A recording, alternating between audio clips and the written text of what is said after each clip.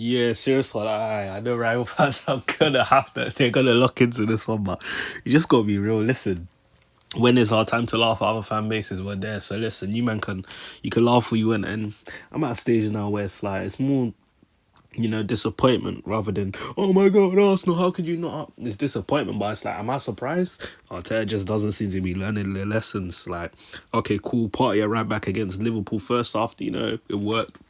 To be fair, whole game party was fantastic, and he thought he could ride his luck again with that, right? He thought you could ride your luck again playing party our best midfielder at right back, right? To put Marino in the team, and he's been underwhelming. Yeah, he scored a goal against Liverpool, but he's been underwhelming. So square pegs and round holes. This is something that we've seen from Mikel time and time again. Injuries, that's not an excuse. The only player from our squad, really and truly, like you can say, oh wow, it's missing from the squad is Martin Odegaard. So injury is not an excuse. Every team gets injuries. Referees not an excuse. Don't talk about having 11 players on the pitch. None of that is an excuse. You know the blueprint for how Newcastle play. You experienced this like a few seasons in a row now. Last season we saw what happened, and this is how you prepared for the game. Atrocious, atrocious. Gordon, first time cross in a sweet spot. Isak header.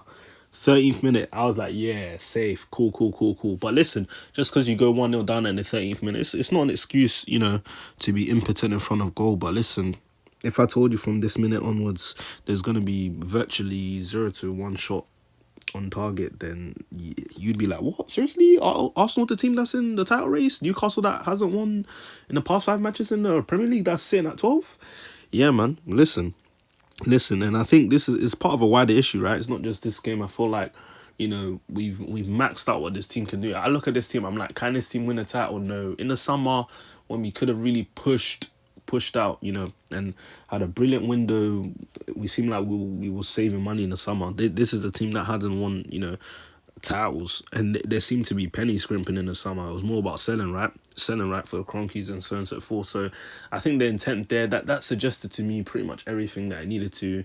And yeah, that's not the transfer window of a team that's looking to win a title, man. It's not. You've got Gyökeres who's doing the madness, but Arteta didn't want to sign a striker, right? Which is crazy because he's like, okay, you know what? Second half of the season from last season, Havertz was in form. If I sign a striker like Gyökeres, how does Havertz get in the team? Because Havertz doesn't work in midfield for this Arsenal team trying to win a title. And yeah, so it felt like, okay, Arteta protected his interest being Havertz by not signing a striker. Yeah, he looked towards, getting Sesko, but Sesko, you know, in terms of profile, he's a young player. He wouldn't demand minutes like a Gyökeres would because he's coming from, Leipzig and so on and so forth. So I felt like we set ourselves up for failure, right? So it's like, I think we kept riding our luck. And I've seen this in different games. Even Villa, when we won, we were riding our luck. Villa had chances, even though overall I thought that was a decent away performance. But it's like when you keep riding your luck, how much longer are you gonna, keep getting away with it? And it's just crazy because 12:30, early afternoon kickoff, St James's Park. You think let's just slap 3 points on the board and just sit back and watch the teams, and we can't even do that. Lost to Bournemouth, 3 away points against Liverpool, and then you lose to Newcastle. Like, this is poor. And then we've got Chelsea next week, Inter midweek. Yeah, safe, man. And yeah, man, I think literally as a club, we shouldn't be accepting this, man. These are not the standards. Like I said, a wider issue. Havertz is putting balls into the box. Bro, no, sorry, Saka's putting balls into the box, but where's Havertz? Where's our striker, right? The player that you see closest towards the box, that's Mikel Merino. Where's Havertz? Where's Havertz in this? He should be dying to get on to the end of this. This is what we need from a strikers, right? I'm just tired of this whole, false nine, I drop deep, I do little cute. No, just get me a striker, man. But listen, Arteta, he didn't. Everything in this team, everyone that he has in this team is by design. He's had years, he's had money to spend, so we need to look at him seriously. Remember that. He signed a new contract. His salary went up from 9 million to 15 million pounds. He's the second highest paid manager in the league. This is unacceptable. We shouldn't be accepting that, right? Obviously when you sign a new contract, more expectations. Am I lying? You get more expectations. And, before Arteta even signed that contract, we had high expectations of him. Now he signed that contract, we really should be doubling down on it, really and truly. It's unacceptable. And listen, the players, the manager, gonna get so much heat today. And listen, hey, here's what it is. Timber was awful today. Trossard was awful. The whole team was awful. I thought the only one that I feel like saving grace, Saliba did alright. Party was pretty good today, but listen, you were forcing him out right back for the for the start of the game in the title race. Why does Arteta need to go through a bad patch and have it pretty much to the point where it's like, wow, yeah, nothing left to lose.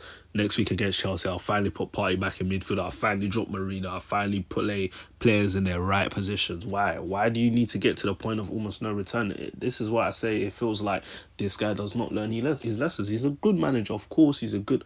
let me change that. He's a great coach. Coach, remember I said coach. In terms of the managerial aspects and signings and whatnot, it's still left to be seen, right? And... you wonder why, I'll say they take the Carabao Cup seriously. I don't even know if we're getting Prem this season. You could almost say the title race is done. Mathematically, of course not. But when you're all like going to go, so obviously City play later today, Liverpool play later today, 8 points behind City, 7 behind Liverpool. I mean, do you think you can claw that back? This is in 10 games. This is in 10 games already. 10 games and you've got this point distance. That's crazy to me.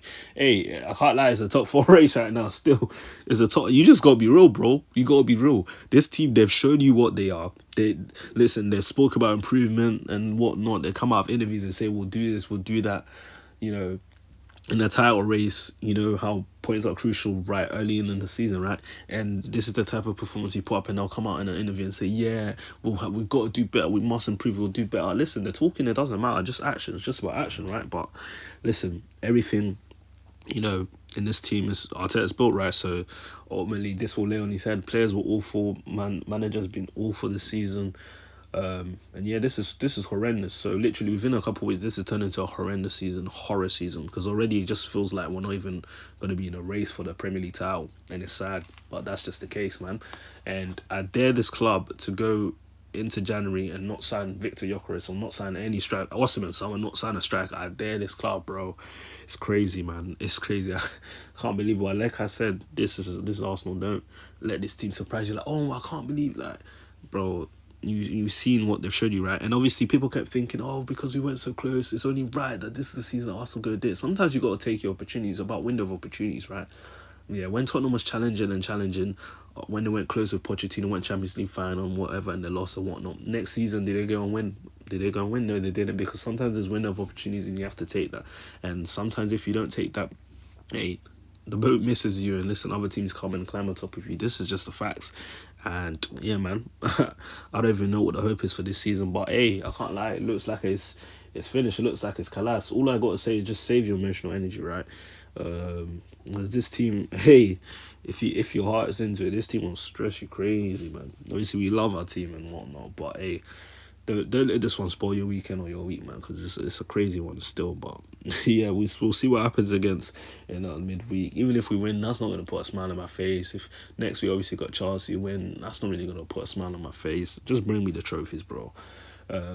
Title race looks bleak, and yeah, man, like I said, don't let the club get away with this, right? Show the standards that you're used to. This is Arsenal Football Club. This is Arsenal Football Club. I repeat, this is Arsenal Football Club.